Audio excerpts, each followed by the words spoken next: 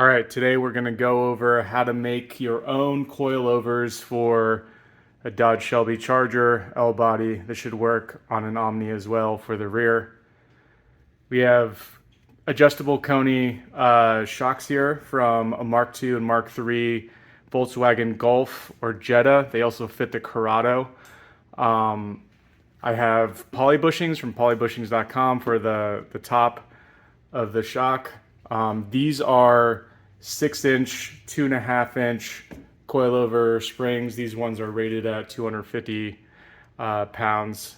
And then a coilover sleeve kit, which they usually come with the top as well. And actually they come with some additional materials, but we won't be using that for today's conversion. So let's get to work. First thing I'm going to do is take off the wheel. One thing is, if you don't have a spring compressor, which you can probably rent one at your auto parts store, I have seen it where people go ahead and they'll undo the nut at the top of the strut that holds the spring and the spring cap on, and then jack up the car. So you use the car to decompress the spring. But I have a spring compressor. But if you're a backyard mechanic, that's definitely a solution. But I'll go ahead and take off the wheel. Here you can see on the underside of the car, there's just two fasteners which hold the shock absorber in. The bottom one is an 18 millimeter. So I'll go ahead and remove that now. Next, you have to take off the top nut, which holds the shock and the shock mount in place. This one's a 15 millimeter from the factory.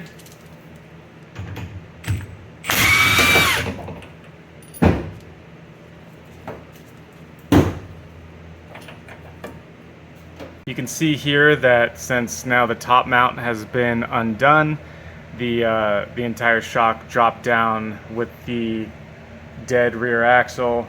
So it's just kind of hanging here, and then you can just remove it.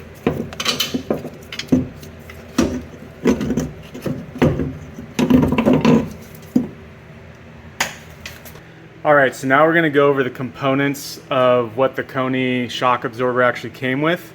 I want to point out this circular plate right here. For the Volkswagens, that's where the spring would sit.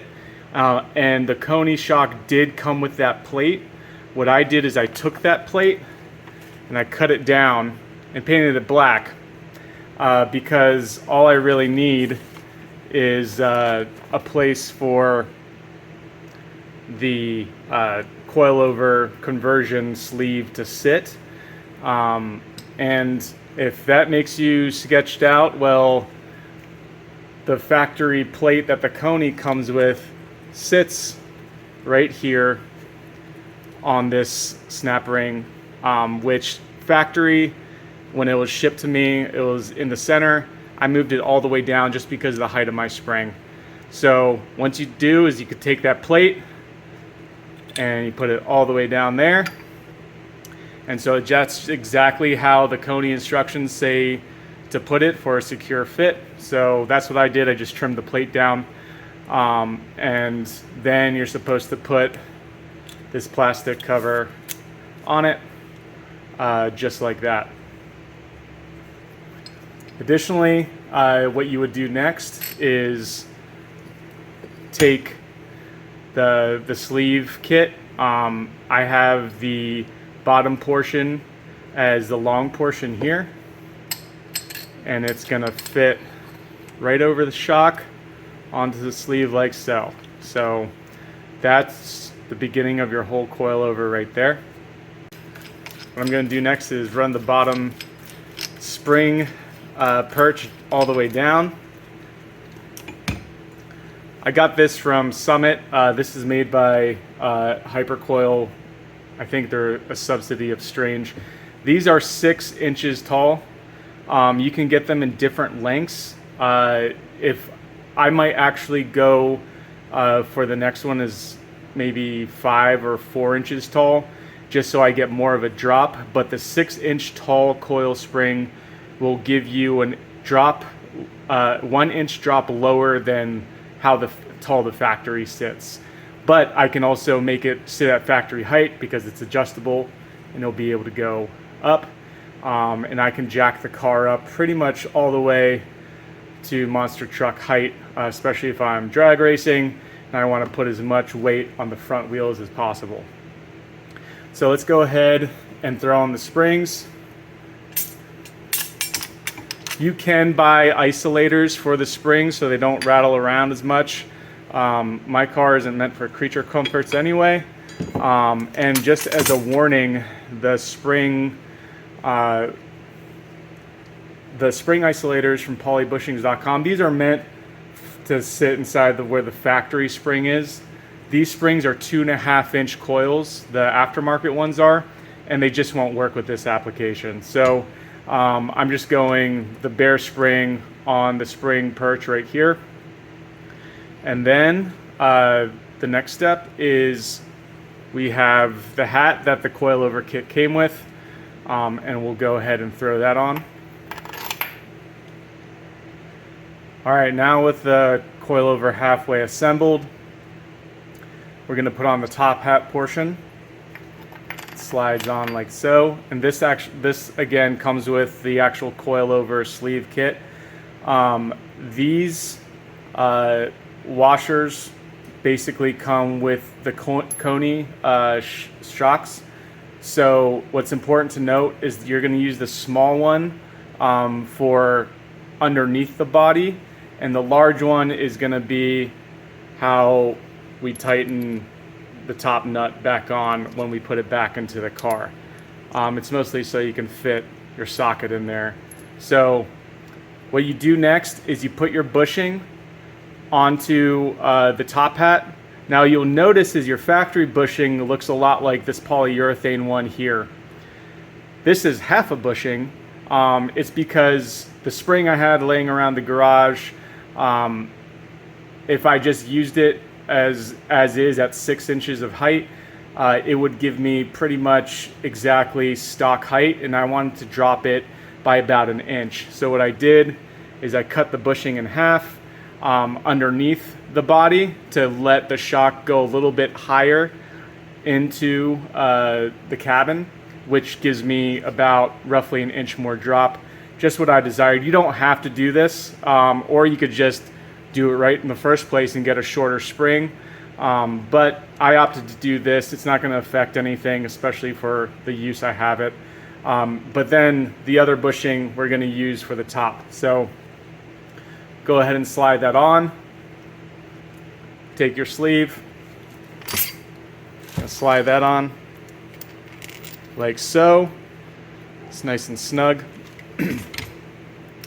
And basically now your entire coilover is almost completely assembled. The next step is going to be putting it back into the car, and when it goes into the car, this is actually inside the cabin where we undid the original bolt. So this goes in the cabin. That polyurethane bushing now goes on top. Again, you can reuse your factory rubber ones. Mine's actually in pretty good shape for 40 years old, but I went poly because race car. And then just to demonstrate, once the top portion of the shock slash coilover is in the car, I'll go through the hatch, put this on top, so the body will be right here, then sleeve, then nut. But I'll go ahead and take this off now. If you want to make it look pretty, you can probably clean this up, but my car is not meant to be pretty. So here, let's go ahead and put it in the car now. One other thing to note, it's just easier if you just have the top hat part ready to go to put in the body. So again, it's the cup, the bushing, the large washer which comes with the Koni kit, and the nut which comes with the Koni kit, because the shaft is now slightly larger than factory, so it needs a different nut. And then we'll go ahead and throw it in the car. All right, so I'm gonna go ahead and throw the coilover top portion in first, just like that.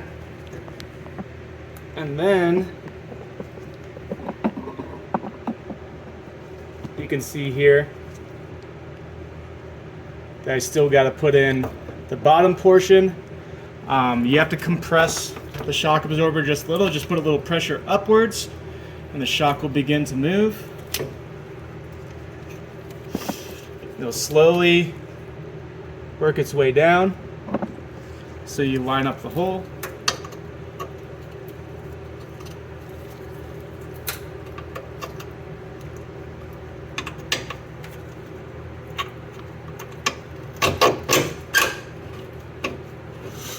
It helps to start by hand. Just make sure the threads are in.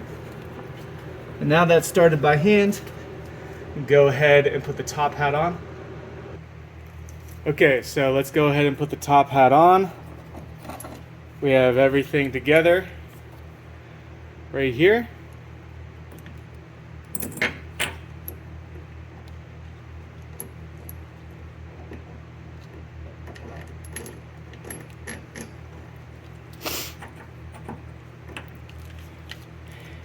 And we're going to go ahead and run down the nut. That should do it. So now the top hat's on. Now we'll go ahead and tighten up the bottom bolt. Good and tight.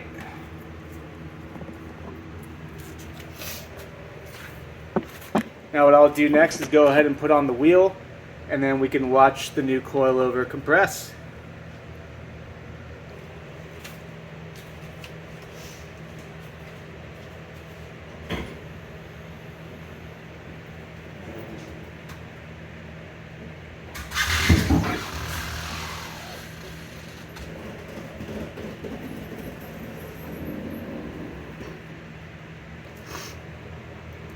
So now you can see in there, the coilover is now completely secure.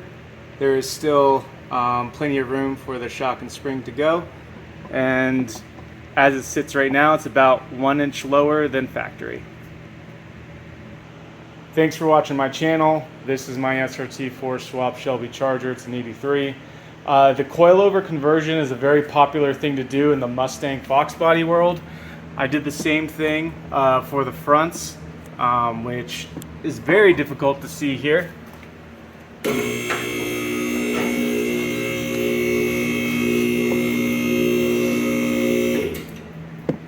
But as you can see, I have them set up for the fronts as well. So fully adjustable suspension, all pretty much made with the coilover kit, and all the parts are readily available.